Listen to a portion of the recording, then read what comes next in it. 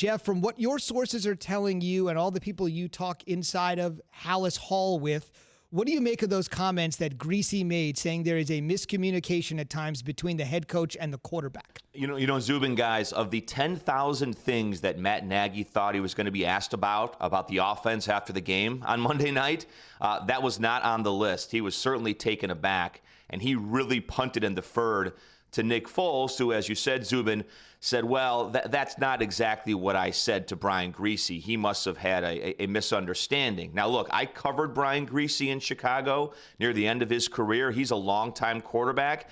I'm pretty sure that he speaks the same language as Nick Foles. So my guess is it was not taken out of context. This happened really late. Of course, in that game Monday night, the Bears got right on that charter flight, which I know was a long one, back to Chicago from Los Angeles. So they're just really getting back into town right now.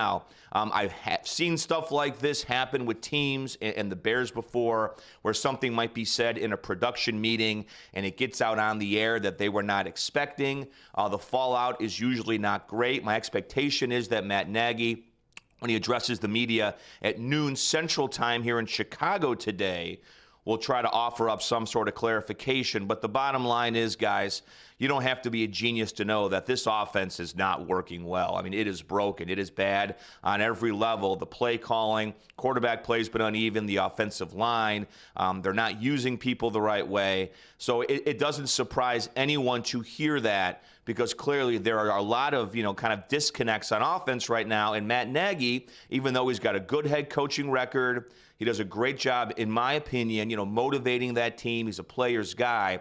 He was brought to Chicago because of offense, and the offense really hasn't been any good in 2+ years. Let me ask you this, though, Jeff, and talking about the offense not being good, real quick for me.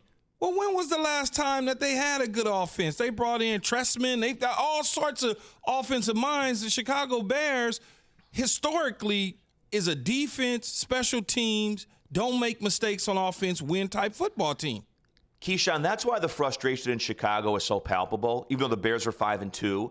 It's because the offense hasn't been good in generations. I mean, generations of Bears fans have seen this. There was one year in the 1990s when Eric Kramer had a great year for the Bears at quarterback. Jeez. Great by the Bears standards, guys, with a passer rating of like 96. I mean, that really is. Jeff, we're going 30 years ago. That's where you took me. I could go like the one year that Jay Cutler had an okay passer rating with Adam Gase, and the Bears still went like 5-11. I mean, this is the problem. It's that the Bears are 5-2. They are right in the mix here. They might even make the playoffs if you look at their schedule coming up. But no one has any faith that the offense is going to get any better. So how can you really be a championship contender with an offense like that? And the Bears all week going into that Rams game just wanted to focus on the fact that they were 5-1, which is fine. But you can't do that now after that performance on Monday night because, again, it leads to so many more questions as to where this thing is going the rest of the year. So, Jeff, if it's very visible that Matt Nagy and his team struggle with their offense, how differently should we look at Mitchell Trubisky? Jay, there's going to be some clamoring to get Trubisky back in there, and I think that's the last. I think that's the last thing that Matt Nagy wants to do. I mean, he made that change with the eye towards it being permanent. The reason you could justify that a little bit is because Nick Foles does not move very well. And if you guys watch that Bears offensive line, they don't block very well, and that's a bad combination. Now, Trubisky, for his faults, he's obviously a very athletic kid. He's very mobile. He might be able to make a little something back there happen. But no, I think what has occurred is that there's been really no difference between Foles and Trubisky. So does that mean, Jay, that Trubisky is better, or just the Bears are still abysmal when it comes to evaluating quarterback talent?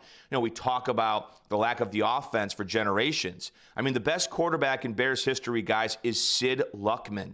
He hasn't played since the 40s. Like, that's a major problem. And if Nick Foles doesn't turn out to be a long-term solution, and we know the Trubisky thing is basically over, the Bears aren't going to be drafting in the top 5 to take Trevor Lawrence. Like, where does this go? They're in this perpetual cycle of just bad offense, bad quarterback play, and they can't find a way to get out of it, unfortunately. And as Key has said, that's just certainly not their style. It shows you how quickly the NFL moves. It was basically 2 years ago that Matt Nagy was triumphantly driving to the airport and picking up Khalil Mack. Everything's going to change. We make the playoffs. We lose on the double-doink field goal. No big deal. Everything's fine. And less than 2 years later, They went to the nothing Super is Bowl fine. with Rex Grossman, man. Stop. Kyle Orton. Come on. Think about it. You're fair. Fair. Jim McMahon, of course, as well. That Super Bowl winning quarterback in Chicago. Thanks for watching ESPN on YouTube. For live streaming sports and premium content, subscribe to ESPN Plus right now.